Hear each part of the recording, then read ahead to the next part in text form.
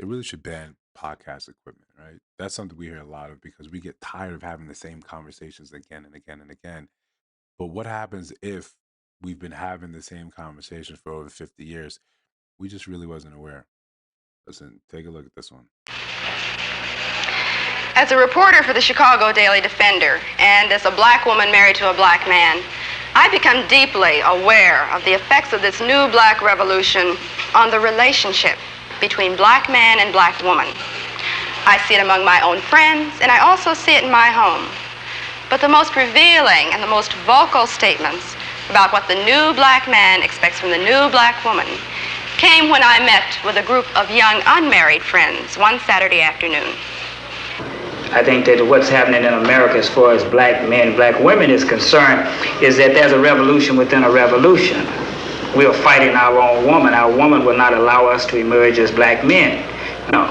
But our black women, who has been put in this role of aiding white America, white structure, and castrating the black male, has continued doing this. She cannot live with us. It's not that we can't live with her. Are you blaming us? Are you saying that it's our fault that this happened? No, I'm not blaming black America women. I just said that I'm blaming the system. They are victims of the system like the black male. Well, why do you say that we are castrating you? You say that you want to be the leaders. Okay. Well, what about the black professional woman? Are you saying that there should be no black professional woman? Are you trying to deny black women the right to be creative? So this is the same conversation, right? This is the very same conversation we've been having again and again and again and again, right? Even down to the same modalities of us being unable to communicate properly. He said a point and she's already insinuating or inferring, is this what you're saying about this specific thing? It's it's a it's an eye-opening experience right now, just being able to watch this. And that's why you got to love recorded media, that you can go back and take a look at these things. But it's an amazing eye-opening experience that if we don't really understand and solve and look at our history, we're just repeating the same things, just with a different recipe, right? It's the same recipe, different flavor, right? We're different using different seasonings. We're talking in more hyperbolic terms, or using things that are more specific for our time today, but it's the very, very same issues. To function. We're not asking for you to take a back seat. We're saying that you have got to be astute enough and can view the situation well enough where you just automatically know what your role is and step back. And whenever you want to have that aggressive thing, this is the thing that the young black man today is not going to tolerate. My old man tolerated it because his old man tolerated it. It came up for years and years and years. But today, the young black man is not going to take it. He's going to be out there as a leader. White America. Turns out we're going to take it, right? Turns out we're going to take it. 1968. Turns out we're going to take the same thing, right? Maybe we're hoping things can be different because we have the advent of social media where we're more interconnected. Like these conversations were being had, but now these things are in the national level. These things are international. It's broadcast around the world, so people are starting to have very different solutions to very old problems, right? I like an easy one to that comes to mind is people getting their passport, the passport bros. We're saying, listen, we're doing the same things when we're jockeying for authority and leadership positions for our roles to be recognized, and there's this jarring back and forth, regardless of how you feel about who's right, who's wrong, regardless of that. What we're stressing here, right? Because I think that requires a more nuanced conversation than you just listening to me here. This requires more people to have different inputs of varying different positions and opinions. But for now, you stuck with me, so just bear with it. Um, but a very obvious differences with what social media has sort of shrunken the world, where people now can live off other people's experiences. Say, okay, I want something different, because I get it. I get it. You're tired of hearing these conversations. Really tired of having these conversations, but if we don't have it, and probably if we don't have it ad nauseum, we're likely to forget and leave this for other generations to solve. It's the same thing every year when we need to set a budget or spending we just kick the can down the road and hope that we're going to be wiser in the future. It turns out from 1968, we're not. We're really not. So I think it's an incumbent upon us to look at what happened in the past and right now confront the things happening now with open eyes and probably like a feather we haven't really unlocked or we saw before. Has used black women to keep the black male in his place. And you're still aiding him by saying, well, we are qualified, we want to work, we can help. Okay, how are you going to reprogram men so that they don't let us take over what's supposed to be their responsibility?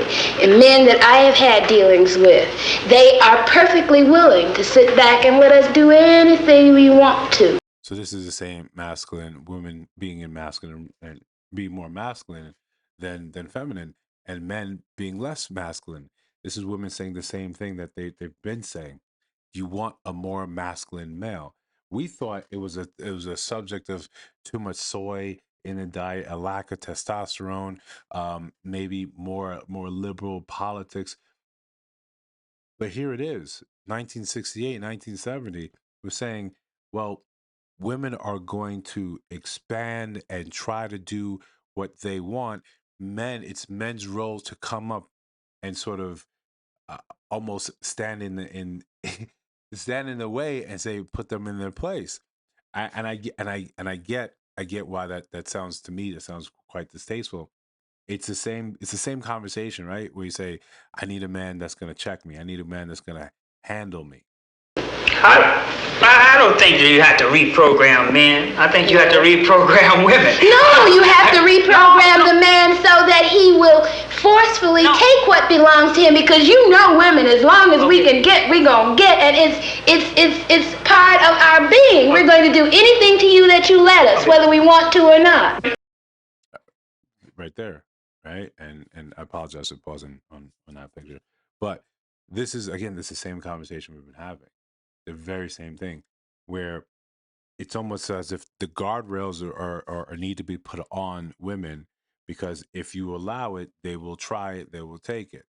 Essentially, it's the same things that we talk about or people talk about in the red pill community, in the manosphere, about shit tests. If you allow it, you condone it. So that's why something I'm always advocating for here is, if you come up against that sort of aggressiveness, that combativeness, and you don't really have to sit in it with anyone. You're not obligated to do that with anyone. You decide the level of entertainment, of involvement you want to have with that, but you are not obligated to sit in anything with someone.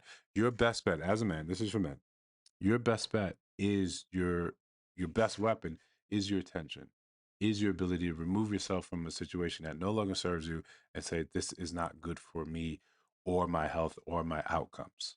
You don't want to live on the level of income that I can afford you and love me on the basis of that. You want to always be aspiring to have all those things that's a part of the great middle class white American society. And because I can't deliver these things to you, you say that you are not a man. I don't measure a man by how much money he can bring home. I measure a man by how he treats me. Well, we know we changed something, right? We changed something, and listen, really quick aside, right? Like, comment, subscribe, hit the notification bell so you don't miss no uploads. You just say that way early in the video, but I'm super excited about this. This is a video request. Daughter of Sarah sent this. Shout out to her, one of the OGs on the channel. Really appreciate her and the contributions. If you want your video requests to be reacted to, or you think that something would be complimentary to the channel, send it to the email. The the link is in the description. Um, so of course, now we're talking about, all right. I don't measure a man by his money. We definitely measure a man by his money today. Right? That's absolutely something that happens. Versus she's saying, well, how he treats me. We have a large subset of women saying, if he's rich, it doesn't really matter how he treats me. Money has probably switched the positions where it's more important how much you're making rather than how you're treating me. So I mean, in one sense, it's not exactly the same as it was back in the 70s, We've changed some things, probably some things for the worse, but change is change, right? We can we try to be positive about something here. Whether when I'm tired and I'm sick and I'm scared, he's there. For these women, the men are there. But with the feeling of racial pride has come new conflicts and new problems.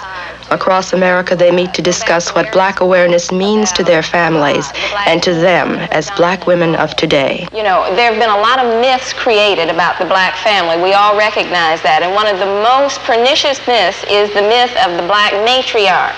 The black woman has not been a matriarch in the sense that it has been defined thus far. And thank God research, and I hope black research, is being done now to reverse that kind of thing.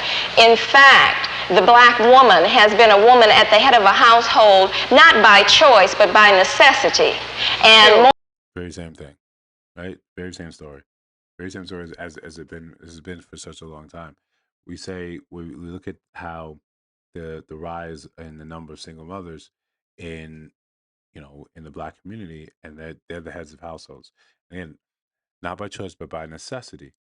We in a way, in a sense, if this is a thing that's been ongoing, we have to hopefully be the generation that says the methodologies that we're using to sort of combat this or talk about this aren't really working. Right? It's not working because if it's been an ongoing thing, then it's either in the way we're raised, the programming, the way we're indoctrinated, or simply our approach to combat this is not it's not working. And as a man, I'm going to look at men and say, what can we do to sort of solve and change some of these things? And outside of us, the ones that are having children and then saying, all right, I have no intention of raising this child and I'm out.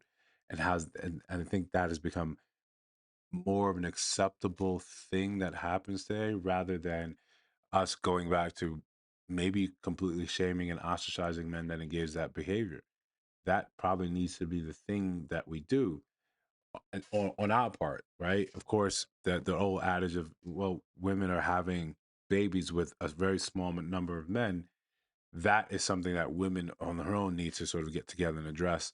But we have to be, I think, very much proactive in taking steps and saying what can we do to make these actual changes that actually may make a difference.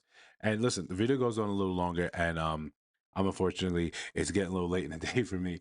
But if again, shout out to daughter Sarah. This is a great video just to see the similarities of what we're going for, what's happening back and forth today. But if you think I missed anything, or you have anything you would like to add, let me hit me down in the comments. If you see videos on your screen right now, right here, let me know what you think about those. And if you're listening to Summerverse right now, you haven't subscribed, just why? Come on, come on. We even do video requests, right? Come on now. I'll see you guys in the next one.